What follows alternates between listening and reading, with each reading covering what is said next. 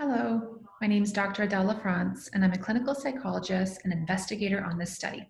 If you are watching this video, it's because you have agreed to act as a support person for your loved one's research participation in a study for emotion-focused ketamine-assisted psychotherapy. As you know, your loved one will be participating in medicine sessions and psychotherapeutic integration sessions. It is possible, even likely, that your loved one will get in touch with a variety of emotions and memories, some pleasant, some more challenging. This video will introduce an advanced support strategy to guide your supportive efforts as they move through some of these more challenging experiences. We hope you find it to be helpful and know that you will have opportunities to review and practice the skills with one of the primary therapists, but we hope this video can be helpful to get you started. Welcome, everyone. I'm so glad for you to be here, and I'm excited to teach you the skills of emotion coaching. I'm really hopeful that these skills will help your loved one move through their difficulties in a good way, whatever those are. But more importantly, I hope that they also help you have a structure to kind of be guided in moments where you're at a loss for what to say, what to do, but the situation in front of you feels stressful. The first thing I invite you to imagine is that emotion is like an elevator. And when emotion is high, then that elevator is on the 7th, 8th, 10th, 15th, 20th floor, maybe the rooftop. And on the main floor is where you can connect with reason, logic, and problem solving. And so if the emotion elevator is high, then we want to find a way to bring it down.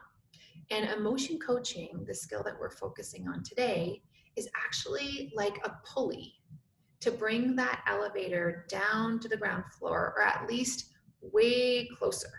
Because when that elevator is up, there is no access to reason, logic, and problem solving. It's just how the brain works. And so it becomes critical in a way to find a strategy to help bring your loved one from that way up high place emotionally to the lobby or that ground floor where you can engage in a manner that is likely to be far more productive. So emotion is like an elevator, and emotion coaching is the pulley, the way down to that ground floor. What you can expect when you start using the skills of emotion coaching that I will introduce shortly, well, in the moment, you can expect an increase in engagement in terms of conversation, cooperation, and avoidance of escalation. If things are already up, it helps to de-escalate, and it can help your loved one to regulate their emotions in the moment. And so, increasing cooperation, engagement, decrease in escalation, those are significant outcomes. It does take some practice, but this is what we see most often. Over time, your loved one will also develop better self-regulation capacities. So they will develop a system within them that allows them to manage stress and distress more effectively and more independently. So that's the really cool thing, that when you use this skill with your loved one, no matter their age, and you use it often enough, that co-regulation process, that connection process, actually leads to an increase in their own capacity to do it themselves. So co-regulation leads to self-regulation. How does it work in the brain? So first I'll say it in words, and then I'll show it to you visually. So when your verbal and nonverbal signals are active in the present of your loved ones, those signals trigger a release of calming neurochemicals from a structure in the brain called the hypothalamus. I call it Grand Central Station. Those calming neurochemicals get secreted from the hypothalamus, and they travel to the limbic system, which is the emotional center of the brain. And every neurochemical is like a key, and they bind to receptors, which are like keyholes. to release that calming neurochemical into that limbic system. So picture a flow of calm going to a very activated part of the brain to then bring calm to that place. It's pretty remarkable. And it's a process that occurs unconsciously. In other words, you can't tell your hypothalamus, I don't want you to release calming neurochemicals. And that's important, especially when the other person, your loved one, is angry, like they don't want your support. When you show up with emotion coaching, the verbal and nonverbal signals trigger that release. And so you will get some calm so long as you are approaching your loved one with sincerity. Over time, your efforts will actually promote brain building activity to create connections between the frontal lobe and the limbic system. So the frontal lobe, that's where, complex reasoning and problem solving and all that real good stuff happens. And when that part of the brain can communicate with the emotional part of the brain, then that coordination is actually a system of internal regulation. So not only are your efforts going to bring calm to the limbic system in the moment, the more you do it, the more you stimulate activity in the brain that creates actual connections between that frontal lobe and that limbic system. That is the pathway for self-regulation. That is the greatest gift you can give your loved ones, is support to make those connections. So caregivers can act as temporary co-regulators while their loved one develops, increases self-regulation. The cherry on top is that what you do for others, you also do for yourself. And we all could use a little top up in the self-regulation department. So when you are interacting with your loved one in this way, it's also going to give you a kickback in that you will increase in your capacities for self-regulation as well. So here's the visual. So if you're looking on the left-hand side of your screen, the fire extinguisher is the hypothalamus, and the fluids coming out are the calming neurochemicals, and they're there to bring down those flames of emotion, of stress or distress.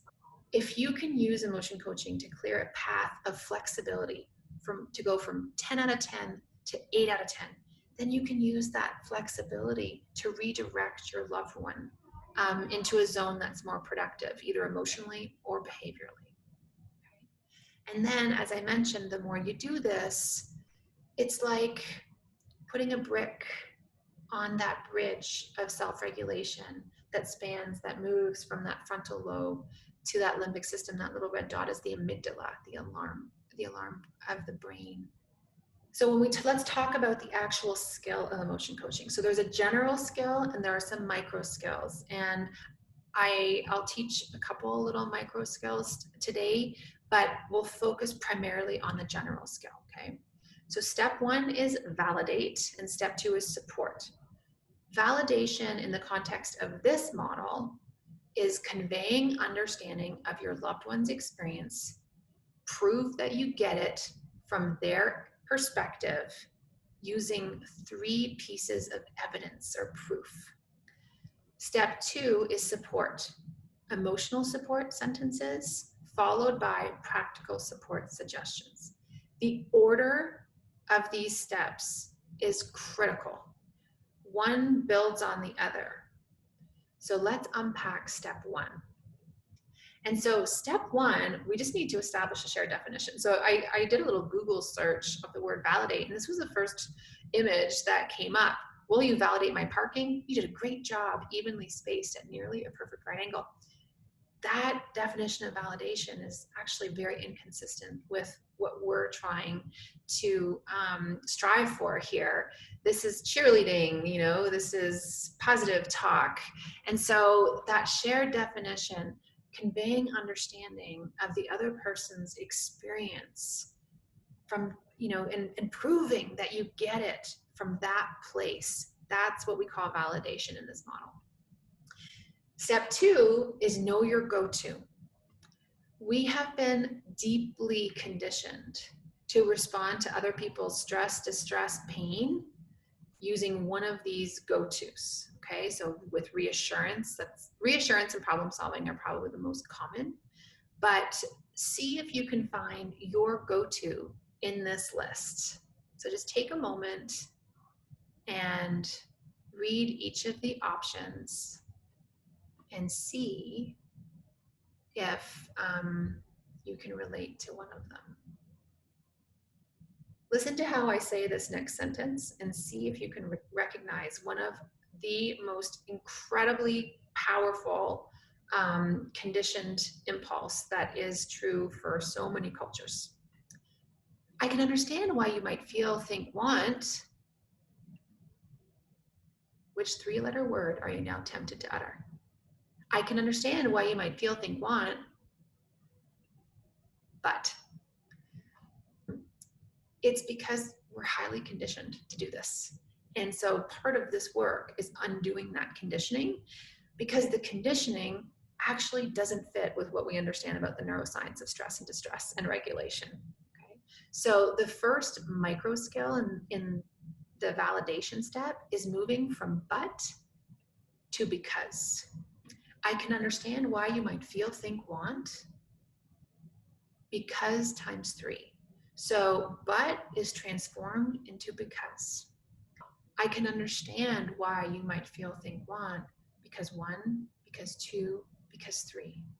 I can understand that you might feel upset because I wasn't there when I said I was going to be there, and because it was awkward for you to stand there waiting for so long, and because timeliness is something that really matters to you. So you see, I gave 3 because statements from the other person's perspective with that downward inflection. Hypothalamus is happy and has already begun to release those calming neurochemicals. When the external environment mirrors the internal experience, the alarm bells in the brain reduce in intensity. And so when I say, I can understand you might feel upset that I was late because of 1, because of 2, because of 3, I could have the best reasons in the world for being late. It doesn't matter. I want to be able to speak the other person's experience so that I can be that external environment that mirrors their internal experience, because we know that when that happens, the alarm bells in the brain go, okay, you get it. I can relax. I don't have to escalate. It's one of the reasons why if you say instead, well, it wasn't my fault, this, that, or the other person can kind of get more activated. Yeah, but it's amazing that when the external environment, we can mirror their internal experience, and their external experience, whatever it is, the brain starts to calm and becomes more flexible. And then they're more open to what your experience was. It's really just a matter of sequencing. One thing I learned, having taught this for a number of years, is that because I focus so much on moving from but to because, some people think that they can never use the word but. You can absolutely use the word but to transition from validation to support, okay? It just doesn't belong in the validation step. So I can understand why you might feel because. Okay? After you've done that, you can say, but I want you to know that you were so important to me, and that today's event is also so important to me, and we're going to find a way to get through this together. So transitioning from validation to support, you can absolutely use the word but if you want, but it's after you've already communicated 3 validating because statements. I'm going to read these sentences, and then I invite you to say what just wants to come out of your body. So forget everything we've talked about so far. Just be yourself. Be a conditioned person in this culture, in this society. In other words, if what you want to say sounds wrong based on what we've been talking about so far, then it's correct. Then that's the idea. And why we want to do this is that we want you to recognize your impulse, so that when it pops up into your mouth or it rattles around in your brain, you recognize it and you can pivot from it. And let me assure you that we all have these impulses if we were raised in this culture. So there's nobody who is going to have like these perfect knee-jerk responses. I've never seen it. In fact, I have knee-jerk responses for every single one of them. And I still have to pivot when I'm connecting, with my loved ones, because I'm a conditioned person. And I'm bombarded by that conditioning, every day, although it is getting a lot better. Okay, so take a deep breath and just see what automatically wants to come out of your mouth without thinking. I don't want to recover. I don't want my spouse involved. I don't want you involved. I want to purge. I need alcohol to get through the day. The depression is my fault. I'll never get better. I'd be better off dead. I hate you. I will never speak to you about this. So some common ones: I don't want to recover. Yes, you do. The depression is my fault. No, it's not. I will never recover. Yes, you will. I'd be better off dead. No, you won't. So whatever your conditioned response is, know it, appreciate it, embrace it, so that when it becomes triggered, you recognize it. And when you recognize it, it creates space for you to then do something different. So the second step in the emotion coaching model is support. So now that we have the first part, I can understand that, or why you might feel, think, want, because times 3. Now we move to providing the support, okay? And the first step is emotional support sentences, okay? So let me show you. With one exception: comfort. So comfort is not an emotional support sentence. It's a hand or a hug, or you can transform it into loving words. Otherwise, it's reassurance, it's communication of understanding, positive regard, belief in the other, in life, in treatment, communication of togetherness, we're in this together, or space. But space happens in very specific circumstances. And so that circumstance is when your loved one is angry with you. Space, but you communicate when you're going to come back and try again. So it's not space and we don't talk about it again. It's space and here are a few minutes and we'll re-engage soon. Okay. So if we use an example for this, I can understand that you might want to quit school because it's really hard right now. It feels really, really overwhelming. And every time you go, it feels like you're getting even more behind in your work. Okay? So those are your 3 because statements: the external environment mirroring the internal experience. And now you move into, it's going to be okay. I totally believe that you can do this. We're in this together. I'm going to help you.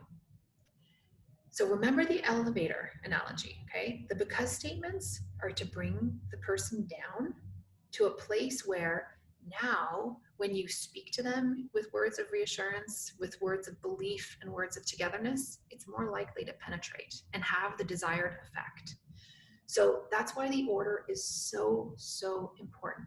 I would love to do a huge multi-million-dollar public service announcement that educates the public that reassurance as a first method of communication doesn't work. In fact, it can actually increase resistance. And yet, it is what we have been trained to do, to lead with reassurance or comfort, of communication, of belief, all of these things. But if we precede it with those 3 because statements, it's not that those reassurance, that belief is not helpful. It's just that in the wrong order, they're not helpful. If they are preceded by validating statements, they are very helpful. So we don't want anyone to stop reassuring or to stop communicating belief in their loved ones. The only thing we want them to do is to precede it with that structured piece of validation so that their efforts actually yield the fruits that they are hoping for. After you do 1, 2, 3 sentences of emotional support, that's where you move into practical support, okay? I can understand that you might want to quit school because I believe in you, I am here with you, I know it's going to get better. Now we move to practical support suggestions. And here it's really important. I really emphasize the suggestion part because sometimes people will say, why don't you tell me what you'd like? Why don't you tell me what you need? Or let's think together about what might be helpful. And what I have found is that what helps most often is a suggestion that the other person can go along with or say, no, not that, this instead. It helps them to clarify their experience. But if you offer something, if you put something into the ring, then they have something to kind of assess, you know, especially if they are very hesitant to accept help. If you don't offer it, it's a lot harder for them to ask for it. And that's not everyone, but maybe it's your loved one. And so here are some suggestions. Why don't I help you to proceed with the plan? Or why don't we go for a walk or watch a movie together or listen to some music to try to get out of this funk? So why don't I teach you some skills or give you some suggestions on how to handle this situation? Why don't I help expose you to that anxiety provoking stimulus in a gradual way together? Final piece though is that depending on what the issue is, once your loved one feels validated and has had that little hypothalamus secretion of calming neurochemicals into the limbic system, once they feel validated and supported, sometimes no practical support is required, or they can come up with it on their own. It's really, really cool to watch that healthy self rise when you, as the caregiver, help them to clear the blocks or bring that elevator down to a place of they themselves being in a position to connect with their logic capacities, their reasoning capacities. So that's step 2. So I'm going to make it really simple, okay? When it comes to emotional and practical support, you want to keep it simple. It's what you would say and do as a first impulse as a culturally conditioned member of our society when rested, well-fed, and in a positive headspace. So imagine this, okay? Imagine your loved one comes to you and says, I feel really sad. And you are well rested, you just came off of a holiday, your belly's full, you're feeling happy. They say that. You're more likely to say, "Aw, let me give you a hug. We're in this together. Why don't we go for a walk and see if that can't lift your mood?" That's what we naturally do as a culture, right? When someone is feeling upset and we're in a good place, we offer emotional support and we offer practical support. It's pretty natural. So don't overthink it. Don't overthink that step, the emotional support and the practical support. It's like, what would you naturally do when you're in a good headspace? And then precede that with that validation statement with those 3 becauses. Okay, a few additional considerations before we take our break. Remember to focus your validating efforts relating to the presenting problem. So when I used to teach emotion coaching to caregivers, I was a bit over enthusiastic about it. And I wanted them to use the structure with everything. And then I realized that was actually a really big mistake because the emotion coaching structure is so different than how we normally communicate with one another that it's actually tiring at first. The more novel it is, the more brain energy it takes. And so it's exhausting at first. So I don't actually want you to use it in every situation. Use it where it counts. If your loved one doesn't want to go to treatment, if your loved one doesn't want to engage in health-focused behaviors that are affecting their quality of life or even their safety, you know, their medical or mental health, use the emotion coaching structure with those experiences so that you don't run out of steam. And then as the approach becomes more familiar to you, then by all means, use it more broadly, more widely. The other thing is focus on a difference from baseline. If, you know, I say use 3 because statements, but Again, if this approach is so new to you and will be so new to your loved one, if you only remember two, it'll still be amazing because it'll be so different than what you're used to, what that baseline is between you. So give yourself a break. Sometimes people even forget the support piece, and that's okay. Keep coming back to it.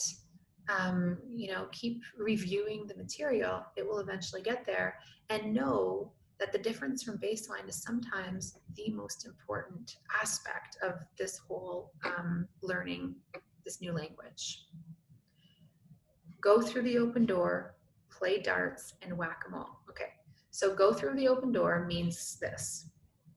If your loved one is presenting with anger, but you know that underneath it, it's shame, do a first round of emotion coaching with the anger. I can understand why you'd be angry about this because 1, because 2, because 3. Emotional support sentence, practical support, okay? And then you can say, and I imagine that you might also be feeling embarrassed because 1, because 2, because 3. Emotional support, practical support. If someone is angry and you believe that really it's being fueled by sadness, you're probably right.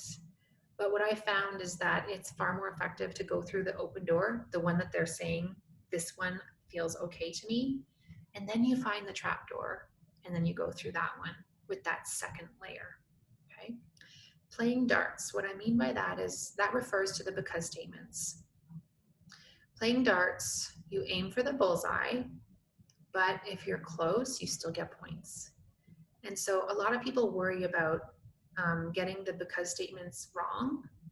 And what we found, and what actually research shows, is that an open-hearted guess, a sincere guess, when you're putting yourself in the shoes of the other, so it's coming from the heart, coming from a place of love, that can be even more healing than getting it right because they feel the effort that's coming through it. And you might even say, I'm not sure, but I think that it might be because this. And effort is medicine. When they see you, and they see the nonverbals, the visuals, like trying to figure it out, that conveys to them, I care so much about you that I'm going to do this uncomfortable mental exercise and risk getting it wrong in order to show you that you matter to me. So playing darts, yeah, you aim for the bullseye, but if you don't get it right, that's okay. It's still going to be medicine. And if you get it wrong and they say it, no, that's wrong, then they have given you the material for that next round. Okay. And then whack-a-mole is a really important thing. You may have to play a couple rounds of whack-a-mole. I'm mad. I can understand why you feel that way. I want to quit. I can understand why you feel that way. Because emotional, practical. Until they settle. So you might need to do like 2 rounds, 3 rounds of the emotion coaching to have that full settle. It's worth it because we've timed it, and the whole sequence takes less than 90 seconds. When it becomes more comfortable. I have talked about this already. Sincerity is key.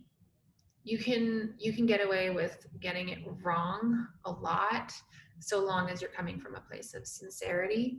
But that's also true for people who tend to be sarcastic. If vulnerability is not comfortable for you and sarcasm is a way to kind of take that edge off, it's not going to work so well here because remember, the hypothalamus responds to the verbal and the nonverbal signals. So those mirror neurons don't lie. Like they can tell there's something edgy. And so it's not going to be integrated in as good a way. So that's just something to keep in mind. Working towards approaching nonverbals for maximum effectiveness. So if someone is sad and depleted or scared, and you can mirror those nonverbals, then they're really going to have more of a flush of those calming neurochemicals, of a release, because that it's very coherent, the verbals and the nonverbals. Likewise, however, if the person's angry, and this is not something we do in our culture, so it feels a little weird, but it really does work. And you go, I don't blame you for being angry because of this, because of this, because of this. Emotional support sentences, and why don't we do this? It's really cool, actually, to feel the body relax. So it's not getting angry back. It's validating and supporting with passion. It's validating and supporting with loving energy. The biggest obstacle to getting there is our own discomfort, our own socialization of like not feeling comfortable doing that. And then the last thing to remember is that it really is important to practice, or the brain will default to the conditioned response or to a defensive response, especially if frustration, anger, or irritability is what's being presented to you. We are so well conditioned to defend ourselves as opposed to validate when someone's upset with us. So it really is important to practice using the practice forms, or with a therapist or a friend, or even a family member, because so it's years and years and years and years of conditioning that we have to override. And thankfully, it doesn't take a lot of practice to be able to override it, but it does take some for maximum effectiveness. Moving on, I like to put things visually for you. And so here is an example, putting it up together with the visual of that elevator. So emotion coaching can be used to regulate, to bring things down, to decrease resistance, to increase that openness, that engagement. I can imagine that you might think, feel, want. Notice the elevator is on the 11th floor. The first because brings them down to 8. The second because brings them down to 5. The third because brings them down to 2. And now the door is open for support, for redirection, for problem solving. And so this is a great metaphor, to understand this, how important that sequencing can be, right? So elevator goes down using the because statements, doors open, and now when you do that reassurance, that communication of togetherness, even the problem solving, you have someone to connect with, to work with. And so it's much more likely to be effective. Now let's talk about emotion coaching to transform pain. So the elevator analogy is bringing people down and increasing their openness so that they can engage in behaviors or meet expectations that have to do with quality of life or are health focused, etc. You can also use emotion coaching to transform pain. We all have a castle of pain inside of us, and we hustle to stay away from it, to move away from it, and yet it resides within us. And so that's why you can, or maybe your loved one maybe ruminates a lot, because up here is the furthest point away from that castle of pain, in the mind. Keeps you busy, keeps you away. Or that impulse to engage in symptoms or to avoid, like you can think about it as hustling away from the castle of pain, but it resides within us. And so it can be really, really helpful to bring healing to that place. Okay, so here's an example. Let's use hopelessness. I can imagine that you might feel hopelessness. Hopelessness is a really tricky one because, as you know, our culture teaches us so explicitly and implicitly that when someone communicates hopelessness, it is our job to counter that hopelessness with enthusiastic and passionate expressions of hope. There's no hope for me. Yes, there is. Let me show you all of the ways. Okay. Except for we know that that doesn't work. In fact, it can deepen the hopelessness because now the person feels hopeless and they feel like nobody gets it. So let's use the castle of pain analogy. When you say, I can imagine you might feel hopeless, it brings you and your loved one straight to the front door of that castle of pain where that hopelessness resides. And when you use that first because statement, I can imagine you might feel hopeless because you have been working so hard and you've done all of the things that people have told you to do, and you're still not feeling better. It opens up the door to that castle of pain. It's like, okay, you get it. Let me open the door a crack. and because you have been in so much pain for so long that it feels like that light at the end of the tunnel just doesn't exist for you. Boom, it cracks open a little more. And because people feel really uncomfortable when you talk about your hopelessness, or because it feels like there's no one who gets just how bad it feels for you inside. Boom. I always save that one for last. It feels like no one gets how bad it is for you inside, because hopelessness is made up of two ingredients. It's made up of, I don't think it'll get better, and at least nobody shows that they get how bad it is for me in this space. And so when you can validate that nobody gets it, it kind of removes it from the equation. It lifts the hopelessness almost immediately. And now here's an example where you don't want to just stop with validation, right? I can understand why you might feel hopeless. I can imagine you might feel hopeless because, period. No way. Now that the castle of pain is opened, here it would be, I believe there's hope. I believe it will get better. I'm going to be with you, for as long as I possibly can, or for this piece or whatever. And I'm going to offer you practical support too. And so if the hopelessness is low level, or moderate level, then distraction, connection could be a practical support idea. If the hopelessness is severe, then it might, require a call to the crisis line or a visit to the ER, right? So that's how you kind of do the support. But validate emotional support, blast them with love, with hope. It'll actually go in this time.